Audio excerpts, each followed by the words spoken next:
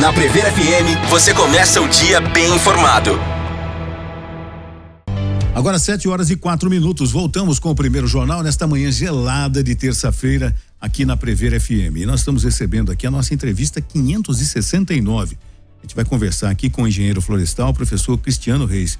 Professor Cristiano, bom dia, satisfação em tê-lo aqui, viu? O prazer é meu. Professor, a gente vai falar a respeito do uso de drones em florestas plantadas e nativas.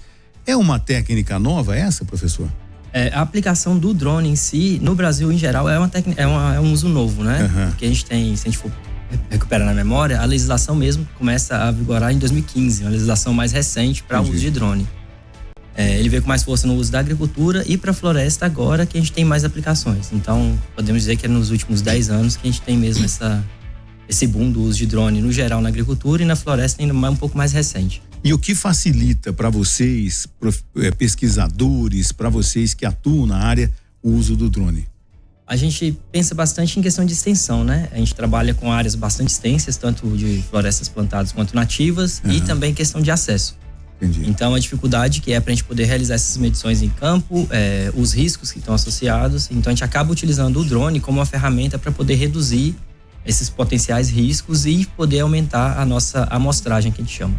Que é o fato de pegar o máximo de informação possível daquela área.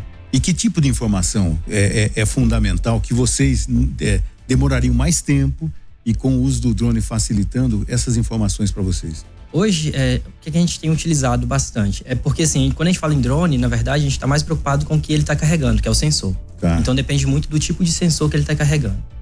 Para aplicação em áreas florestadas mesmo, a gente usa bastante o sensor RGB, que é a fotografia normal, essa fotografia colorida que a gente conhece. Ela tem uma aplicação muito forte, principalmente mais recente ainda, né? Tem sido desenvolvido bastante algoritmos que a gente fala, que é para poder identificar e classificar as espécies em campo. Então, uma área de floresta nativa, a depender de como tiver aquela vegetação, a gente consegue já identificar algumas espécies chaves e a ideia é continuar trabalhando para que essa classificação seja 100%. Então, a gente tem um RGB que permite a gente já fazer esse tipo de análise. A gente tem outros sensores, como, por exemplo, o que eu mais trabalho, que é o LiDAR, que é um sensor que emite pulsos laser, e ele retorna para a gente a altura com muita precisão. Então, quando você está lá embaixo, na floresta, tentando pegar a altura, a gente olha para cima e não vê a copa da árvore. Entendi. Então, é uma medição bastante imprecisa do ponto de vista mesmo de coleta de informação. Já com esse outro sensor, a gente consegue pegar com bastante precisão a altura das árvores. E quando se percebe que a altura está dentro do esperado, né? Que vocês analisam também o tempo de vida daquela árvore e tal, ela deveria ter uma altura X. E com o drone, com essa eficácia do drone, vocês estão percebendo que, mesmo com tudo que a gente fala sempre aqui, de mudança, aquecimento global, e que isso está acontecendo, que o crescimento das árvores continua dentro da normalidade? Aqui é bom trazer um exemplo de floresta plantada. Tá. O que tem acontecido recentemente? A gente tem um déficit hídrico muito acentuado, está acontecendo um déficit hídrico muito acentuado, ou seja, as chuvas estão ou muito concentradas em pequenos períodos ou não está ocorrendo da medida da forma que deveria acontecer, né? Então a gente consegue, através dessas medições de altura de uma forma mais ampla, numa escala muito maior, a gente consegue perceber, por exemplo, que as árvores não estão crescendo como deveriam. E isso é importante. E a altura ajuda a gente a dar essa informação, mas também ela traz pra gente um pouco de informação sobre como que está o crescimento da floresta no geral mesmo, né? A gente faz o acompanhamento ano a ano, por exemplo, e a gente vai vendo se esse crescimento ele está ocorrendo da forma esperada também. Então, obviamente, tudo isso que tem acontecido em relação a mudanças climáticas e esses eventos mais drásticos, né, de chuva e seca, também tem influenciado bastante nessa resposta das florestas em relação à altura. E a gente consegue captar isso utilizando esses drones também. Sabendo desses números, desses dados, dessas informações, algumas espécies podem ficar, inclusive, comprometidas? Muito provavelmente. A gente tem espécies que são muito sítio-específicas, né? Elas precisam de determinadas condições para poder se desenvolver. Então, à medida que essas mudanças vão acontecendo, a gente fala porque espécies arbóreas, principalmente, a capacidade de adaptação dela é muito lenta. Então, ela precisa de muito tempo para se adaptar a uma nova situação. E como essas mudanças acontecem muito rápido, a gente acaba tendo uma dificuldade dessas espécies se adaptarem a essas novas situações. Então existe sim a possibilidade de comprometimento de bastante espécies devido a essas alterações. Essas alterações, falta de chuva e tudo mais, essas mudanças climáticas, elas interferem tanto na floresta plantada quanto a nativa? Nas duas situações. Impactando as duas da mesma forma? Na plantada, não ocorre o crescimento da maneira que é esperado, né? Então, assim, quando a gente faz o plantio de uma floresta, a gente projeta o crescimento dela e meio que determina a quantidade de madeira que a gente vai ter numa área ao longo do ciclo de corte daquela floresta. Então, para a plantada, tem esse tipo de influência. Para a nativa, a gente também pode ver isso, principalmente ou no aceleramento da dinâmica florestal que a gente fala, na aceleração da dinâmica florestal, ou na mudança mesmo da composição de espécies que estão ali dentro. Então a gente pode ter espécies morrendo mais rápido e com abertura de clareiras mais rápidas também. Então a gente consegue observar bastante influência desses eventos catastróficos que a gente fala, né? Desses eventos que acontecem com muita velocidade, sem tempo de adaptação, alterando toda a dinâmica da floresta. Porque isso altera o microclima, altera toda a funcionabilidade mesmo, né? A parte funcional da floresta. Nesse trabalho de vocês monitoram a região de Botucatu, no caso? E você tem algum dado específico de Botucatu que a gente está sentindo também isso que você acabou de dizer? Então, a gente começou agora aqui na nossa universidade, a gente acabou adquirindo no nosso departamento um drone com esse sensor recentemente. Então, a gente tem começado os nossos estudos. A gente tem feito esse acompanhamento na fazenda da Unesp, então para a área plantada, para poder retornar mesmo o volume de madeira. Ainda não é um monitoramento ao longo do tempo. E para as áreas de florestas nativas, a gente também tem alguns projetos já em andamento que a gente vai conseguir entender como que tem ocorrido essas alterações. Uma coisa que a gente está tentando fazer já tem um tempo, que a gente está trabalhando em cima disso, é acompanhar o efeito do fogo, por exemplo. Entendi. Então, com o monitoramento via drone, a gente tem uma noção da escala mesmo, onde o fogo aconteceu aqui na nossa região, nas áreas da Unesp aqui em Botucatu, para poder entender como que vai ser a dinâmica, o que vai acontecer com essa floresta ao longo do tempo a partir de agora. Então, a nossa ideia é pegar um pouco do que era antes do fogo, o que aconteceu imediatamente após o fogo, e aí a gente continua acompanhando ano a ano para poder entender como que essa floresta está se recuperando e se ela está se recuperando da forma que deveria. E aí entra a parte do crescimento da altura, né, da cobertura vegetal, que a gente fala, do fechamento das clareiras. Interessante, porque a gente falou aqui, né, e a gente toca nesse assunto sempre, até para conscientizar as pessoas do fogo que tomou conta lá da fazenda Edgarden, né? Que todo dia de manhã a gente vinha aqui, chegava às 5 horas da manhã, aquele cheiro de madeira queimada, a gente lamentando, helicóptero vindo, difícil acesso pelo relevo e tudo mais, né? E sabendo, né, que está havendo uma regeneração, né? E com esse monitoramento você tem uma precisão como está acontecendo isso tudo, né? Sim, o que é importante também a gente colocar no jogo aqui é a medição em campo, que é fundamental. Então, por exemplo, a gente da área de medição de florestas, né, de monitoramento de florestas, a gente tradicionalmente trabalha com o que a gente chama de parcelas.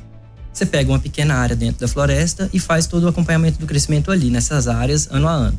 Então você vai medir lá a circunferência da árvore, a altura da árvore, dentro dessas parcelas. Só que o acesso é difícil e o número de parcelas normalmente, a gente trabalha no sistema de amostragem, mas ele não pega a visão geral daquela floresta.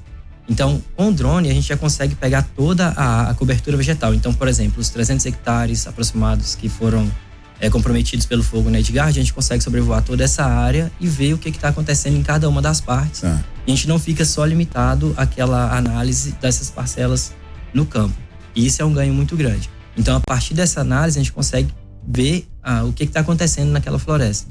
A partir dessas imagens, tanto do RGB, né, que é a fotografia tradicional, quanto do sensor do LiDAR, que vai pegar pra gente o crescimento em altura ao longo desse tempo. E essas primeiras imagens aí, a expectativa é grande em termos de regeneração? Como o fogo é muito recente, a gente tem a imagem imediatamente após o fogo de algumas pequenas áreas. Aí a nossa ideia agora é fazer o monitoramento da área total. Então a gente ainda não entendeu, não sabe exatamente como que tá desde o último fogo. Esse é o nosso objetivo. Só que é uma área muito grande. De novo, mesmo com o drone conseguindo acessar áreas remotas, o acesso a essas áreas ainda é um pouco mais complicado. Então a gente tem que fazer voos diferentes, de locais diferentes, para a gente poder seguir todas as regras que estão associadas ao uso do drone. Então, assim, por mais que a gente tenha essa visão geral da área, ainda não é uma tarefa muito simples. Mas a gente está lá na luta para fazer.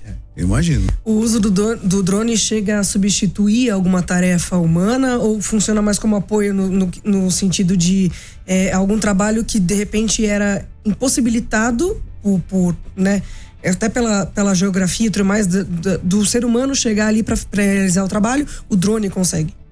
Sim, essa é uma das ideias. E essa normalmente ela é uma pergunta bem difícil de responder, porque, por exemplo, no setor de florestas plantadas, o uso do drone agora, tanto na agricultura quanto no setor florestal, ele chegou e dominou bastante atividades, né? Que eram feitas por pessoas. Sim. E aí, no primeiro momento, a dúvida sempre foi essa: se o uso do drone ia tirar, por exemplo, o emprego dessas pessoas e como que seria feito essa modificação. A verdade é que, atualmente, a gente já não tem tanta mão de obra disponível especializada para alguns tipos de trabalho e a gente precisa de mais velocidade nas operações. E o drone, ele alcança áreas que normalmente as pessoas não conseguem alcançar. Eu falo pelo setor florestal porque existem muitas fontes de risco. Então, por exemplo, uma área que tem um subbosque muito denso, muito alto, ou uma área que foi submetida a fogo, ou alguma praga, onde as árvores têm risco de queda. Então, as pessoas que trabalham em campo, elas têm o direito de recusar o trabalho naquela área por questão de segurança. E o drone, ele vai acessar essa área independentemente de qual situação que ela esteja. Então, é um trabalho complementar. Então, a gente não espera que vá tirar ninguém que faça o trabalho em campo, mas a gente precisa de ter uma informação mais completa naquelas áreas também que a gente não tem acesso para as medições manuais. No caso de fogo em mata, o drone também pode auxiliar para até determinar aonde está acontecendo com mais precisão, né, professor? Sim, aí de novo a gente entra na parte dos sensores, né? Porque o drone, ele carrega esse sensor, a gente tem um sensor termal, e ele vai captar essas variações de temperatura. Então é um sensor que é bastante utilizado, por exemplo, para estudo de fauna e para alguns outros estudos relacionados à emissão de temperatura mesmo nessas áreas de floresta. Então a gente consegue ter uma noção de focos de incêndio, pelo menos para poder fazer um monitoramento mais preciso. Então a proposta que tem sido testada recentemente, também em áreas plantadas, é que a gente tem um sistema de monitoramento, tem as torres que fazem monitoramento, por exemplo, da detecção de fumaça, mas aí a ideia é que se tem um drone que vá fazer uma ronda onde possivelmente é um foco, para poder confirmar esse foco de calor e aí direcionar os trabalhos para o combate ao incêndio antes mesmo dele tomar proporções maiores. Então tem essa possibilidade. Eu fico imaginando, né, até pouco tempo atrás, né, o uso do drone, né? Onde é que se imaginava que poderia facilitar em muito, né? Quando surgiram os primeiros drones, eu me lembro de uma entrevista que era um drone que acho que dava o tamanho dessa mesa, que era gigantesco, tinha meia dúzia de câmeras, e para subir num galpão onde eu estava realizando a entrevista, eu falei, gente, isso aqui não vai subir. Ele era pesado. Hoje em dia você tem drones que parece uma mariposa, o tamanho e tal, e com a precisão, inclusive, né? Do objetivo principal do drone. Precisão, inclusive, de controle de voo, né, dele. É uma coisa impressionante. Isso é um fator que facilita a vida de vocês, né, professor? Sim, é engraçado porque o meu primeiro contato com o drone foi em 2016, num trabalho que eu estava fazendo em Manaus, uma região de floresta amazônica. E, de fato, era um drone, assim, absurdamente grande, carregando o mesmo sensor que a gente trabalha hoje num drone que tem menos de 25 quilos. Então, assim, o avanço da tecnologia foi surpreendente nesse período todo. Inclusive, também dos sensores. Porque a gente tem regras muito específicas para o uso do drone. Por mais que a gente vê drone para todo lado, mas, assim, tem regras que devem ser seguidas para fazer o uso do drone. E o peso dele também é utilizado para poder classificar esse drone e para poder definir o que precisa ser feito de solicitação de licença para poder operar. Você quer falar, precisa de licença especial para área preservada, por exemplo? Para qualquer área. Então, assim, se a gente for olhar para o drone, somente para o drone, então a gente tem as classificações do drone, que é o drone mais a carga útil, né, que é o sensor que ele carrega. Então a gente vê drones pequenos dentro da cidade, que estão por volta de 250 gramas. Esse drone, ele não precisa de um cadastro específico, mas ele, dependendo de onde for sobrevoar, por exemplo, área urbana, próximo de área militar, próximo de aeroporto, ele tem que solicitar um pedido num sistema que é o SARPAS, do Departamento de Controle do Espaço Aéreo, do Ministério da Defesa, para poder fazer esse voo, tá? Independente se ele é menor que 250 gramas. Aí agora tem uma outra classe que vai de 250 gramas até 25 quilos, que normalmente é onde o sensor que eu trabalho está nesse limite dos 25 quilos. Então aí a gente precisa de ter obrigatoriamente um cadastro numa plataforma que é o CISANT, o CISANT é da ANAC, que é simplesmente poder fazer o cadastro da aeronave. E além disso, a gente tem que fazer a solicitação de voo nesses SARPAS, que é do Departamento de Controle do Espaço Aéreo, para poder fazer sobrevoo. Obrigatoriamente, a gente sempre tem que fazer esses 2 passos para essa outra classe de drone. E aí tem a terceira, na verdade, a classe número 1, né, que é acima de 25 quilos, que ele segue regras de qualquer aeronave tripulada mesmo. Então, todo o processo de certificação, de habilitação do piloto deve ser seguido. Então, mesmo que esses drones que a gente vê sobrevoando aí, eles deveriam estar seguindo essas regras, né, de cadastro e de solicitação de voo, de plano de voo. Professor, no seu departamento, vocês perceberam que era fundamental ter um drone, né, que é uma coisa recente para vocês, né? E quanto isso facilitou a vida de vocês? Então, isso ajuda muito porque a gente começa a pensar o seguinte, se eu tinha que medir várias parcelas em campo, caminhar uma área muito grande, áreas com dificuldade de acesso, para poder medir uma parcela, então, com o drone, a gente consegue sobrevoar aproximadamente uns 300 hectares por dia. Então, a cobertura é muito maior. E aí, a gente trabalha com a parte de análise e modelagem, né? Então, você pega dados em campo, vê qual é a relação que existe nas variáveis que a gente está estudando e trabalha com um modelo que vai representar esses dados. E esse modelo, ele é capaz de predizer o que vai acontecer em áreas que a gente não coletou dados ou em áreas, ou no futuro, né? Que a gente consegue projetar para o futuro. O que a gente faz? A gente pega uma amostra menor desses dados em campo e sobrevoa uma área muito grande e aí consegue aplicar esses modelos na área total que a gente sobrevoou com o drone. Então, a gente refina mais, a gente aumenta a precisão da estimativa que a gente está dando também. Entendi. Então, ao invés de trabalhar com uma média dessas parcelas do campo para uma área muito grande, a gente tem uma abordagem que a gente fala que é a abordagem de área total. Então, para a área inteira, a gente consegue ver para os pequenos pedacinhos dessa floresta o que está de fato acontecendo ali. Então, quando a gente extrapola uma média, a gente está falando assim, que toda a área vai seguir o mesmo comportamento. E a gente sabe que normalmente não é assim. Então, a depender daquela região, da área que ela tiver, a gente tem muita modificação dentro de um pequeno espaço. E aí o drone facilita esse tipo de interpretação. Essas imagens que você falou que são captadas, há uso de inteligência artificial para análise delas? Praticamente todos a gente tem utilizado bastante algum tipo de inteligência artificial. Porque quando a gente fala em inteligência artificial, a gente está muito preso no que a gente vê na internet, né? Que é essas imagens e vídeos. Mas a gente tem algoritmos que vai muito além disso, né? Exato. Tem algoritmos que são a partir de inteligência artificial ou computacional que seja, que a gente usa para poder fazer classificação. Então utilizando mesmo o RGB ou um sensor que é mais refinado, que é o hiperespectral e o multiespectral, a gente tem técnicas de inteligência artificial, que são redes neurais, por exemplo, que ajudam a gente a entender melhor o cenário e fazer a classificação das espécies. Então, a gente precisa dessa visão computacional mesmo, desse tipo de técnica para poder fazer esse tipo de classificação numa base de dados que é muito grande. Então, assim, a gente tem que pensar nisso também. A gente não consegue fazer isso de uma forma simples, a gente precisa utilizar uma tecnologia de ponta.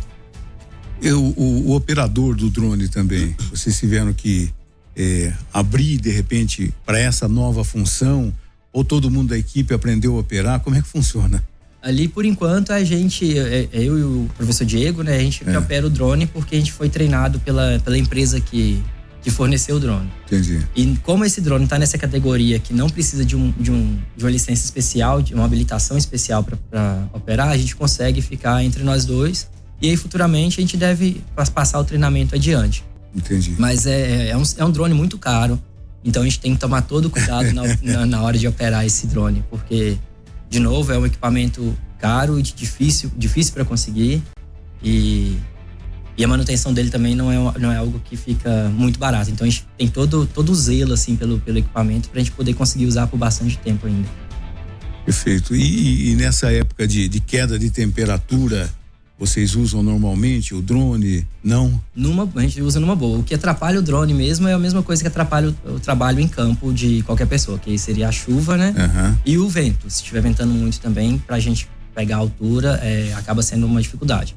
Tá. Mas, no geral, a gente consegue trabalhar com ele em qualquer momento.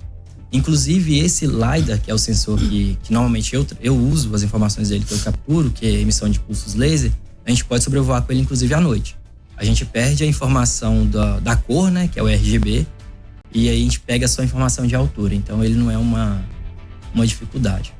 E o que se detecta numa gravação pelo drone à noite? Aí, nesse caso, a gente tem os retornos, né? Esse sensor que eu trabalho, que é o LiDAR, ele trabalha com detecção e alcance de luz. Ele emite um feixe de luz laser, tipo esse laser da canetinha mesmo.